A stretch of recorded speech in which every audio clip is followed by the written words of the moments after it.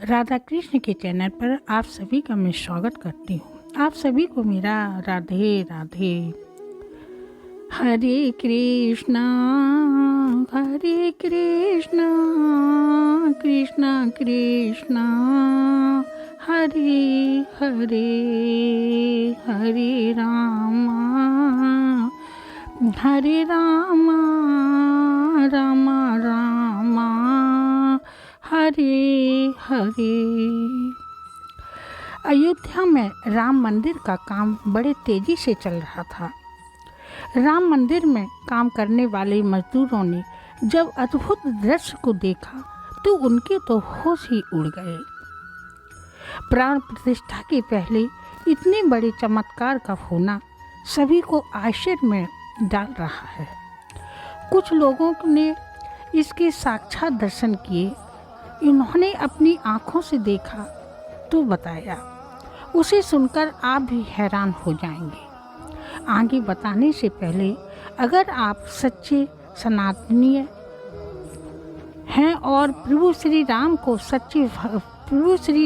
सच्चे भक्त हैं तो वीडियो को लाइक शेयर सब्सक्राइब जरूर करना और कमेंट में जय श्री राम जरूर लिख देना, क्योंकि कलयुग में त्रेता युग जैसी घटनाएं दिखाना कोई आम बात नहीं है।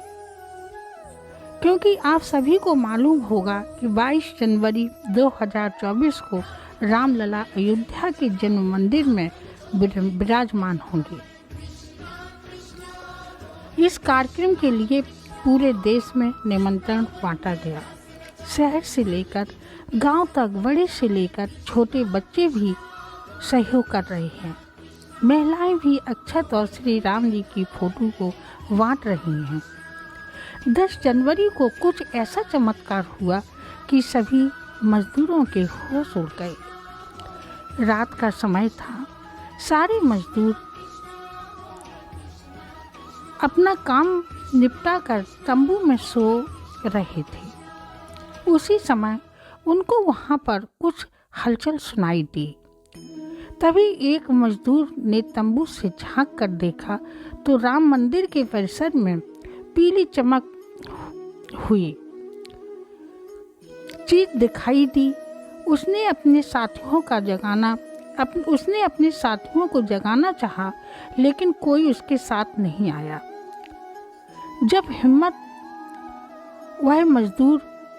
बनाकर वह मजदूर राम मंदिर परिसर में पहुंचा तो वहाँ का नज़ारा बहुत चौंकाने देने वाला था, क्योंकि वहाँ पर उसको दिव्य चमत्कारिक विमान दिखाई दिया जिसका आकार मोर के समान था, जो देखने में काफ़ी सुंदर और तेज रोशनी से परिपूर्ण था। और वह राम मंदिर के परिसर के पहले क्षेत्र में उतर रहा था। लेकिन उस विमान का नियंत्रण कौन कर रहा था समझ में नहीं आ रहा था, क्योंकि उस विमान में प्रकाश इतना तेज था कि सामान्य आँखों में से नहीं देखा जा सकता था। लेकिन समझ में आ रहा था कि प्रभु श्री राम अयोध्या आ रहे हैं। उस मजदूर ने अपनी आँखों से देखा और बेहोश हो गया, क्योंकि वो उसके तेज को सहन नहीं कर पा रहा था। जब वह मजदूर सुबह उठा तो उसी स्थान पर मौजूद था और होश में आ गया। और उसके साथी मंदिर निर्माण कार्य करने जा रहे थे। फिर भी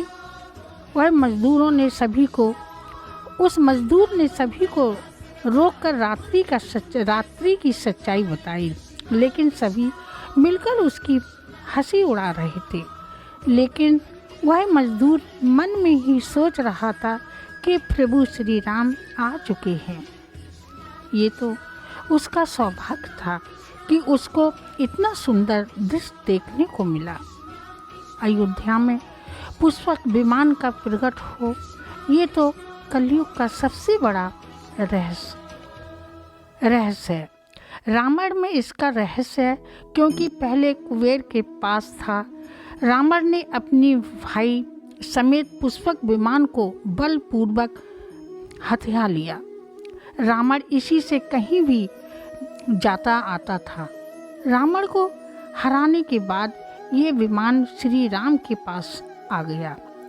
श्री राम की जीत होने के बाद इसी से प्रभु श्री राम अयोध्या पहुँचे थे। रावण ने इसी विमान से पंचवटी से सीता का हरण किया था।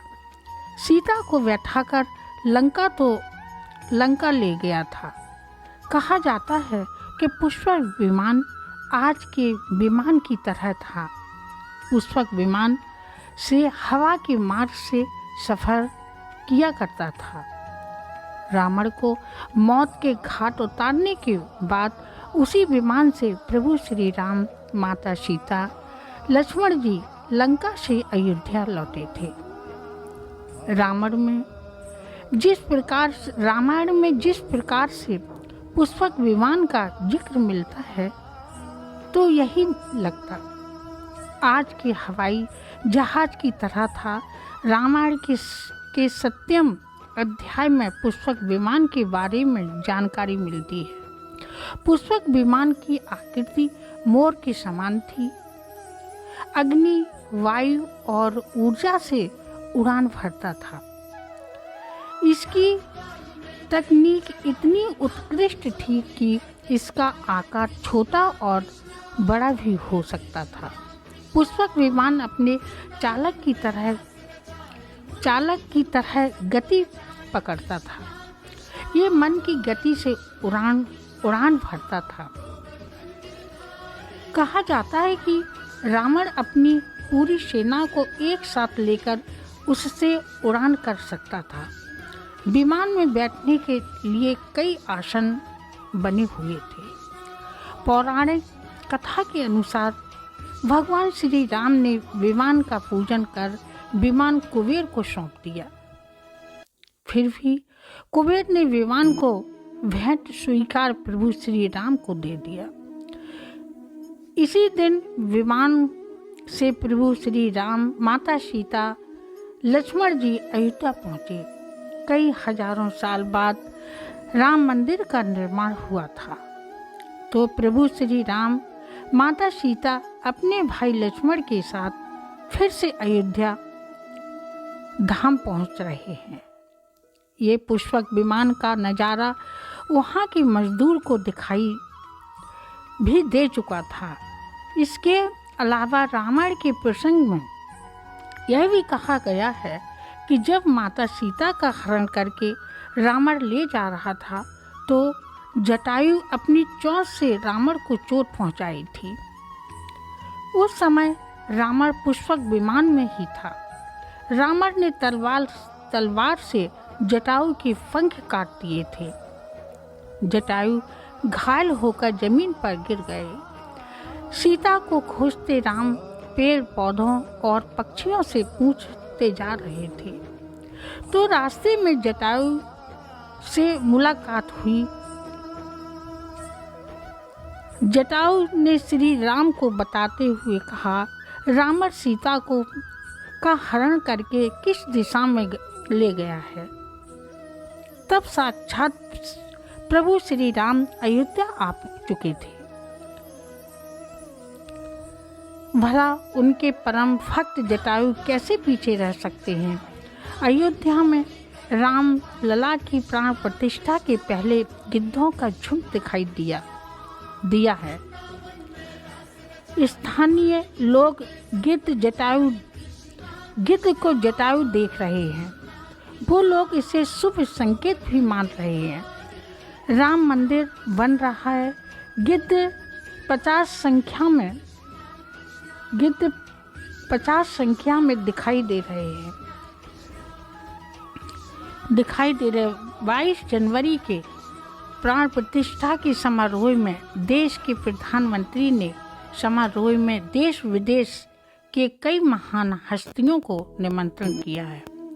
लेकिन आपको जानकर हैरानी होगी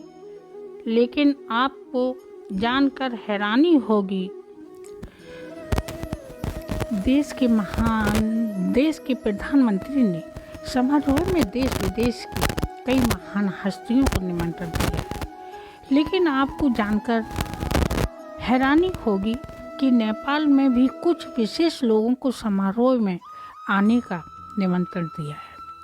इसके पीछे का रहस्य जानकर आपके भी होश उड़ जाएंगे, क्योंकि नेपाल को भगवान राम का ससुराल कहा जाता है, क्योंकि नेपाल एक समय पर जनकपुर धाम था, जहाँ के राजा थे राजा जनक, और उनकी पुत्री सीता को जमीन से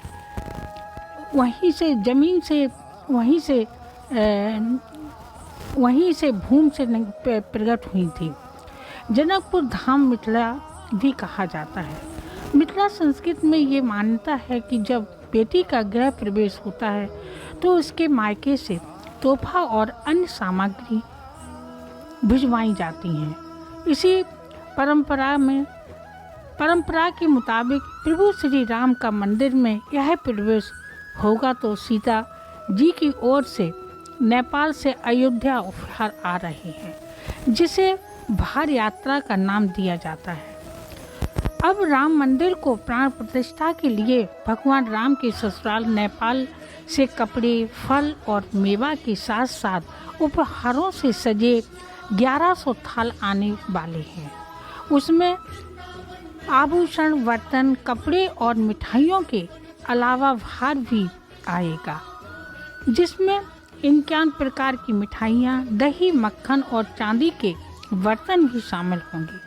22 जनवरी को प्राण प्रतिष्ठा समारोह होने वाला, इसके लिए श्री राम जन्मभूमि तीर्थ क्षेत्र इस दृष्ट की तरफ से राम ससुराल नेपाल के कई गणमान्य लोगों को निमंत्रण पत्र भेजे गए हैं। भक्तों, आज हम राम मंदिर को बनते हुए देख रहे हैं। ये हमारा सौभाग्य है, क्योंकि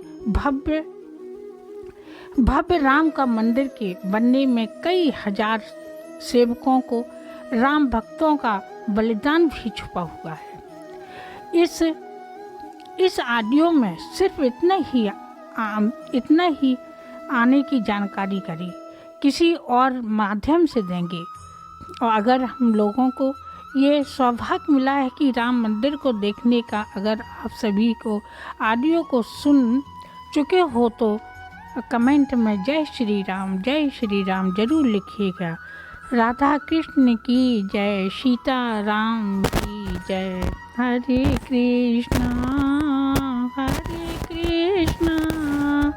कृष्णा कृष्णा हरे हरे, हरे रामा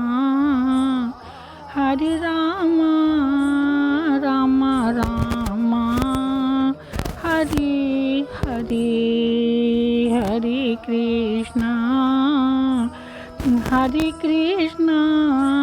कृष्णा कृष्णा हरे हरे, हरे रामा